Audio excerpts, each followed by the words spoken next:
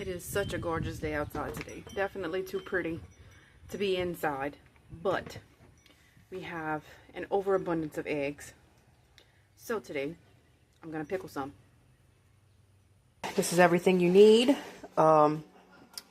Distilled white vinegar and okay, yeah, right here.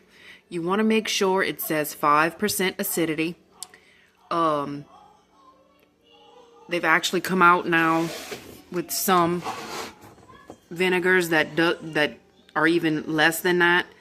But you want 5% acidity for whenever you're pickling stuff if you're going to keep them in the jar. Got minced garlic. Canning jars. I use the wide mouths for this. Your lids. Some rings, new lids. And I use canning salt, sugar. I usually use fresh dill, but I don't have any fresh dill right now, so I'm going to use this. Some dill and some red pepper flakes. Eggs, of course. And then I like to use Bantam eggs. Y'all can see that. Alright, so I like to use Bantam eggs. We used to have quail. We don't have quail now. We may get quail again in the future, but I found that quail eggs were a little bit too hard to deal with, I guess. Yeah, they were a little bit too hard to handle for what I wanted to. Just very tedious to deal with. Not so much hard to handle. They're just kind of annoying to handle, I guess. So the quail eggs are a little bit smaller than this. Y'all, I'm sure most of y'all know what the a standard egg looks like. Anyway, but I like to use those. People tend to like this size because they're not too tiny, but I mean they're a good bite size. But really, honestly, that's right now that's the only reason why I keep Bantams is because I like to pickle their eggs.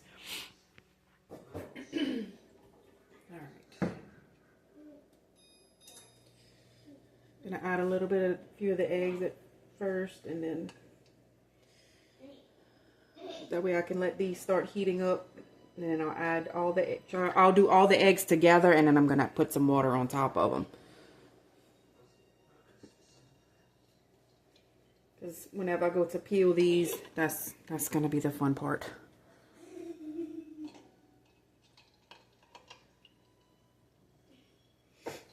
Alright, so I have 65 eggs altogether. Usually I can fit about 10 per quart jar.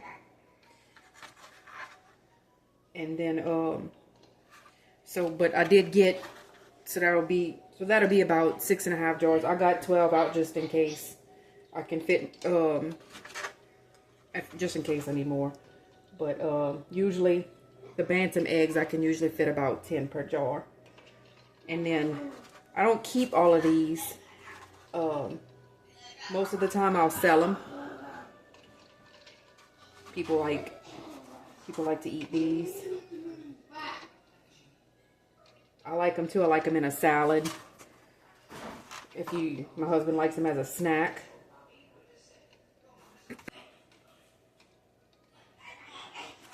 You can hear touring in the background. Y'all remember the movie Milo and Otis? That's what he's watching. He's been getting into, he's my 9-year-old, and he's been getting into a bunch of different 90s movies. So he's watching Milo and Otis right now. He loves The Sandlot. He loves Toy Story. He loves Beethoven and Free Willy. And last night we watched Kindergarten Cop, and we watched Little Giants. So today I have him watching, we just watched Homeward Bound, and now Milo and Otis came on.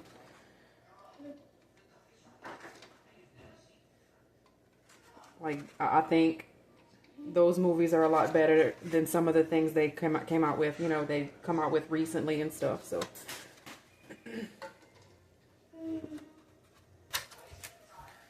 Dad. I'm videoing. Leave them alone. Don't leave it alone. Don't touch. The stove is hot.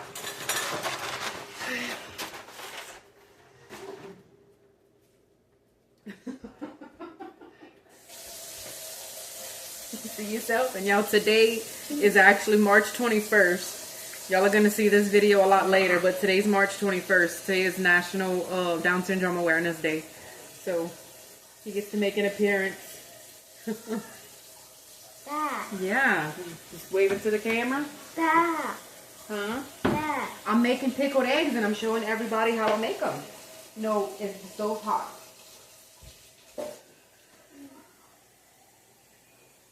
I'm going to let you help me later, okay? Alright, I have all 65 eggs in this pot. So I'm adding some hot water on top of it. Bantam eggs. Bantam eggs, you're only supposed to boil them for like 6 to 9 minutes. So I'm going to do, what I'm going to do is, I'm going to boil them, I'm going to bring them to a boil and let them boil for no more than like 2 minutes. And then I'm going to take them off of the heat. And I'm going to cover them up and I'm going to let them steam for probably about 6 to 8 minutes. So I'm going to bring this to a boil and then bring y'all back in a little bit. I also wanted to mention that you want to make sure that your jars are clean. You can wash them in some, I'll let them sit for a few minutes in some hot soapy water. And then I'll rinse them and let them dry. But you want to make sure you have clean jars to start with. So I'm going to put them in here, and so that should only take a minute. I wash 8 instead of all of them because I really don't think I'm going to have I really don't think I'm going to have 10 jars worth of eggs. So I'm going to go ahead and let those soak for a few minutes, and then we're going to rinse them and let them dry, and we're going to wait for the eggs. Alright, let's get these rinsed. Wash and rinse. Get a clean towel. Mama. What, baby? Dad. I gotta wash and rinse them. Okay, stay away from the stove. And if y'all can hear now, he's watching Home Alone 2. So, putting that into my low notice, I guess.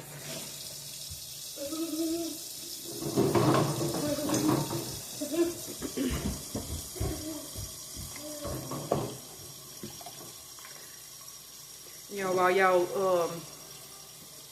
washing, just kind of check the rim of your jar. No, don't knock them on anything. But check the rims of your jars and make sure you don't have any chips in them. Because I do plan on sealing these at the end of the video. I'm going to water bath can them for probably about 15 minutes. That'll usually get them, get it good enough to seal.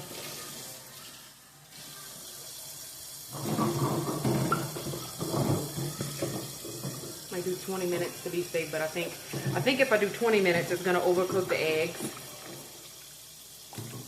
But I usually do usually 15 minutes is good.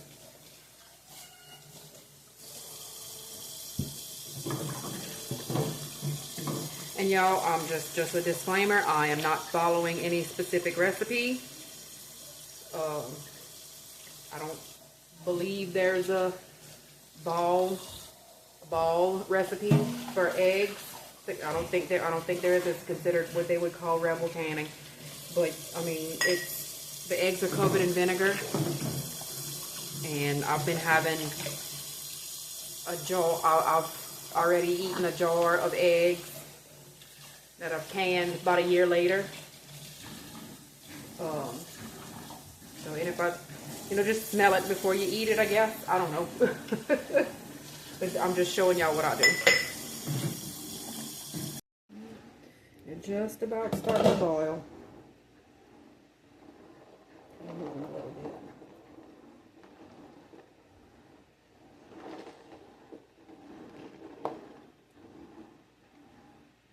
Some of them are popping too, so.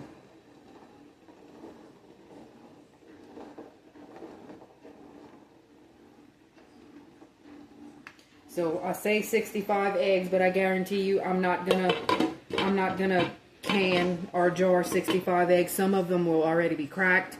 Some of them will stick to the shell undoubtedly. I forgot to tell y'all that's something else that y'all could use is some let them sit for a few minutes while they're on the side. Let them sit for a few minutes in some baking soda, and it's supposed to help loosen up the shell. So I'm gonna let these boil for 2 minutes, and then I'm gonna put them on the side for about 6. Make sure they're done. All right, let me go ahead and add a little bit of baking soda. I've been letting them sit already for a little while, but I'm just gonna add some baking soda right now. Just to help loosen up the shells. Stir them up a little bit.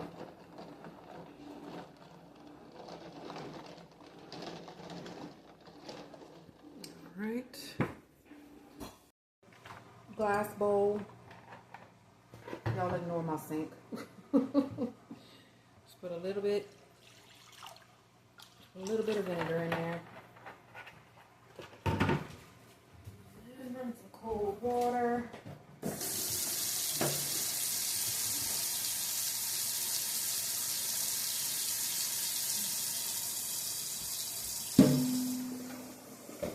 Cold water in there so we can handle them.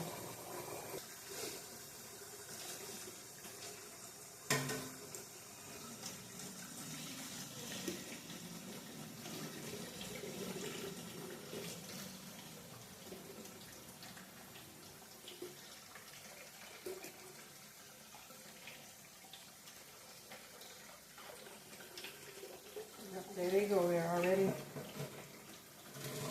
starting to stick to the shell, so you really don't want to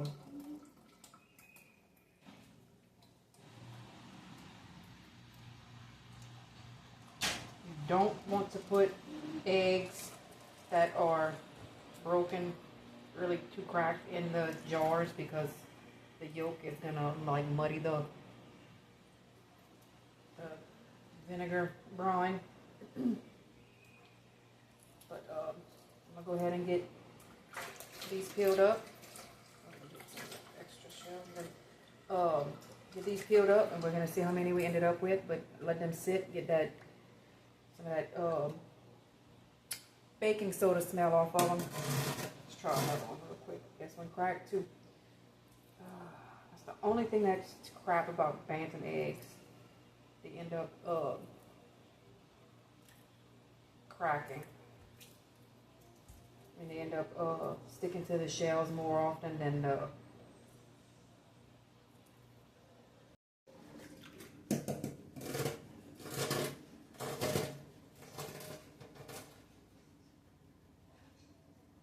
y'all be gentle if y'all gonna roll them on the side of the sink like that. That last one, that first one that I just did, this one right here, of course that shell just rolled right off.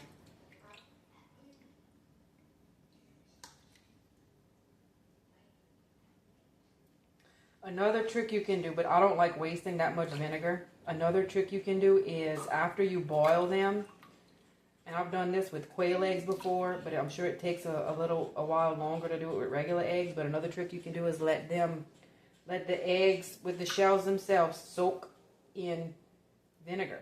I don't like using that much vinegar, but you can let the whole egg soak in vinegar, and the shell will just dissolve, and then you can rinse off the whole egg, and it's good to go. But like I said, I don't like using. It's a trade-off. You either got to peel them or you got to use more vinegar. So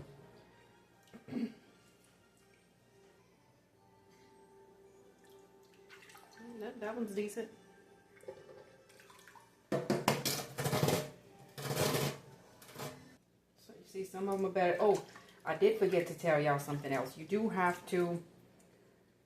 It is better if you take the eggs and you let them sit out on the counter for a couple of days, because that does help with the shell sticking to the egg. They don't stick as much if you let them sit out for a couple of days and then cook them.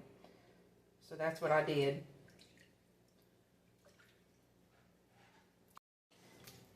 Y'all remember to save these eggshells too. Don't toss them out. Put them in the compost. I do want to make a video like that soon. We're gonna that's one thing we have not done yet. We don't have we keep compost buckets, but we've never made an actual compost pile. I remember when I was little, growing up, he must have had some kind of magic formula, but my grandpa, looking back, he had, if there's a such thing as the most awesome compost pile, he did. He did it. He had it. I remember whenever I was little, whenever he'd want to take me fishing, we'd go in the back of his shed and where he had his compost pile, and he wouldn't even dig. He would just scoop. It was that, the compost was that pretty, that fine, I guess. Coffee grounds, banana peels, greens, food scraps, what have you. And he would just scoop it and flip it over. And the night crawlers, the worms that was in that one shovel scoop of compost. It was amazing to me. And then he'd scoop it and he's like, all right, pick them up. You can pick them up. Like, I'm not bending over, you pick them up. You want to go fish and pick them up. Oh, I love it. I miss him. I miss my grandparents for sure. It's gonna make me tear up. That's where I get a lot of my gardening stuff from. He had oh, that one broke. He had the vegetable garden and the fruit trees and stuff, and he raised like the small animals. I remember him having quail at one point. I don't remember them ever having chickens, but they did have quail. But and my grandma would have the flower garden.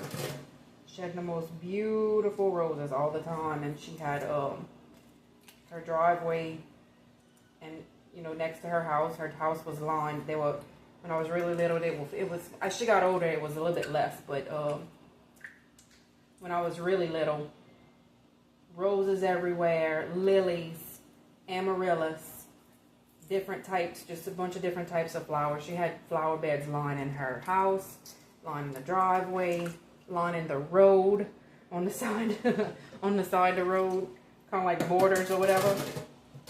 But that's one thing that I definitely miss from growing up. I wish now that I would have paid a little bit more attention to them whenever they were gardening, especially my grandpa, to learn everything that he did. Because I remember, another thing I remember is him having, he had grew corn one year. And I remember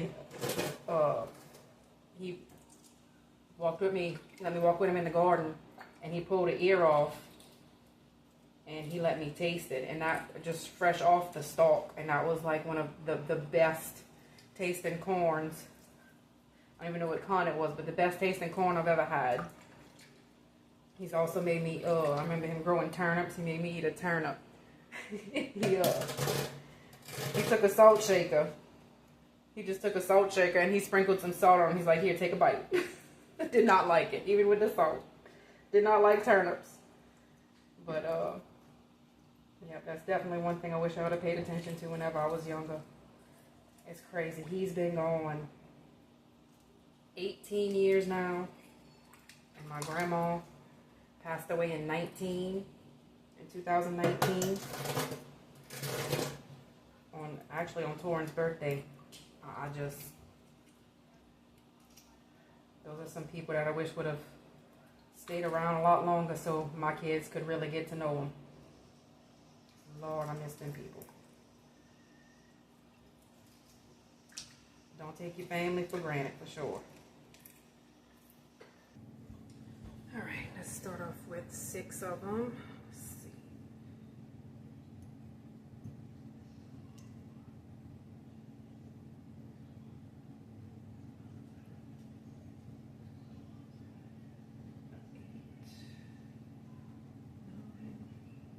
Yep, 10 fits perfect. Of course, I had some that cracked, so I'm not gonna have 6 full jars. 3, 4. Ended up with 1, 2, 3, 4, 5, 6. So 56 eggs. I'll still pickle those, but these are just gonna go in the icebox. I'm not even gonna can those. All right, now I'm gonna get the stuff together for the brine, and we're gonna get them in the canner. All right, so I already have my lids starting to heat up right here to warm up the seed a little bit, washed and put them in there to warm up. I have my canning pot starting to warm up, but you want since the jars have cooled down, you want to make sure it's not too hot, just more like lukewarm, because you always want to put cold stuff into cold water, hot stuff into hot water. So we're gonna add 1 tablespoon of salt, and I'm using canning salt. Using the canning salt, 1 tablespoon of salt to each jar.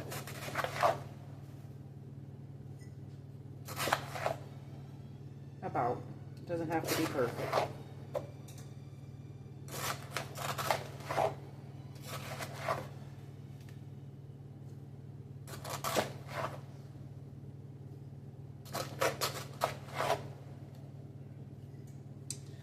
Okay, hold on, baby. I'm almost finished. 1 tablespoon of sugar to each jar.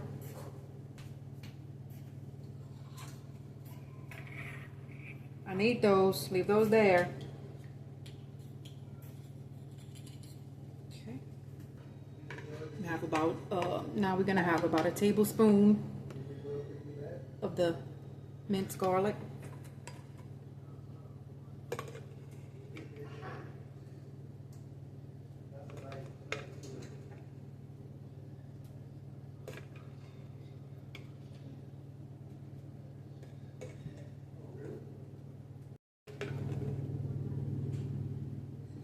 Right. And we're gonna do a teaspoon each of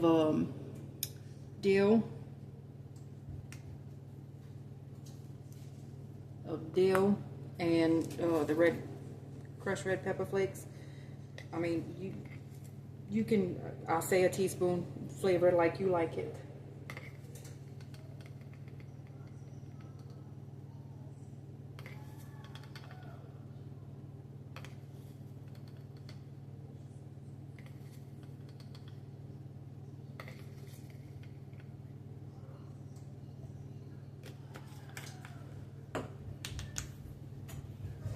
And a teaspoon of red pepper flakes.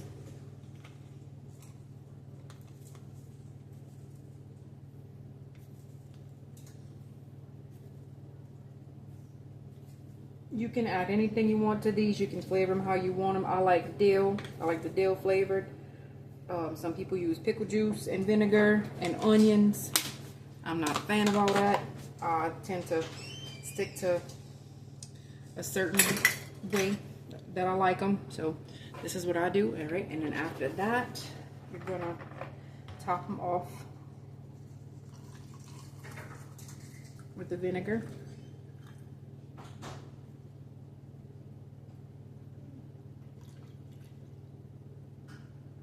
All right, I'm gonna need to go get another jug. It's right here.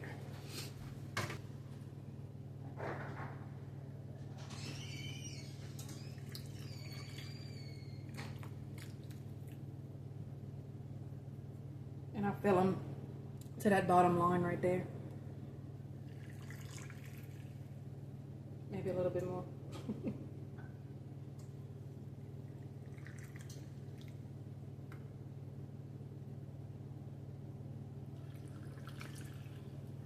All right.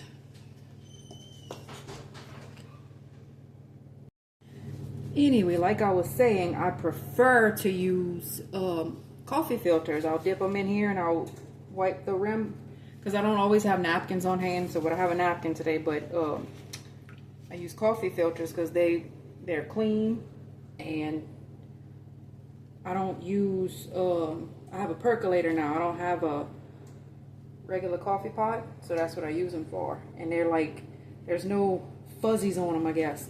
They're like lint free. But go ahead and wipe these. Pass my finger, make sure there's nothing on the rims. So you got a little bit of, you can see that, get some of that dill off the rim. Make sure they seal good.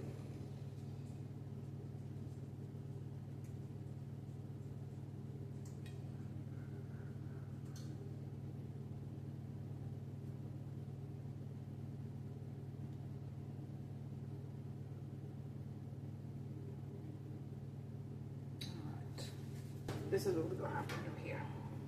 It's not super, super hot, but it's hot enough.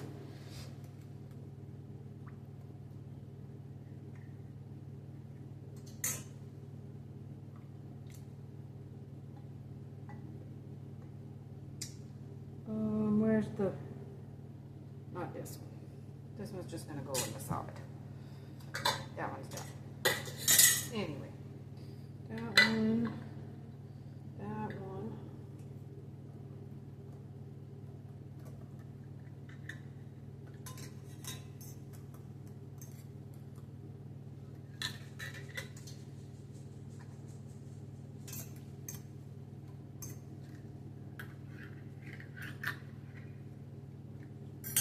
So yeah, make sure you have all your tools before you get started, because I can't find my little magnet tool to pull the lids out the water. All right.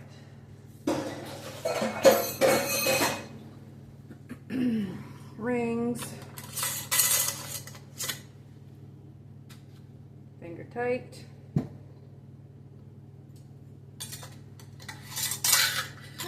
Get back on there. Okay.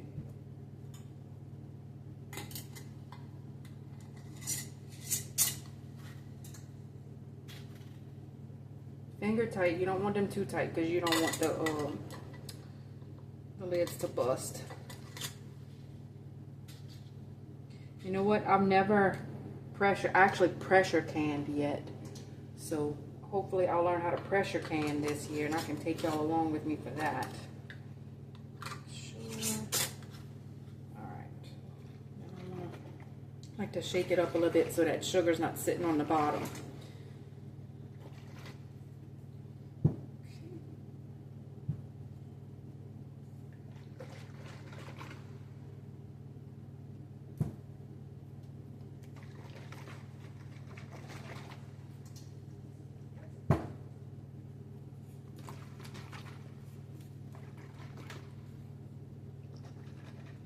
All right.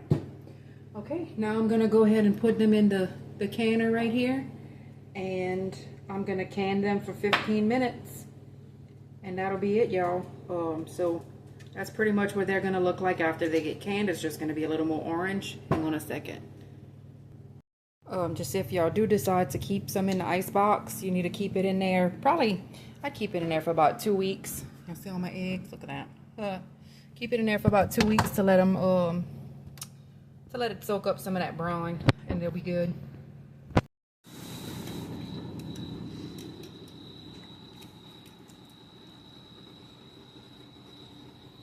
That's what they look like coming out of the canner.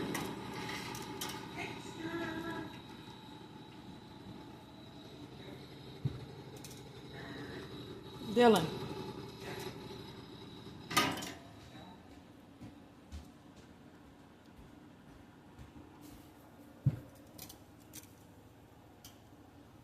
Alright, that's what they look like. Gonna let them sit right there overnight. Anyway, this is Andrea at the Graceful Acre Homestead if you're new here, and I hope you like this video. Please give it a like and subscribe, and leave us a comment. We love to hear from y'all, and we appreciate it very much. Y'all have a great day. Bye.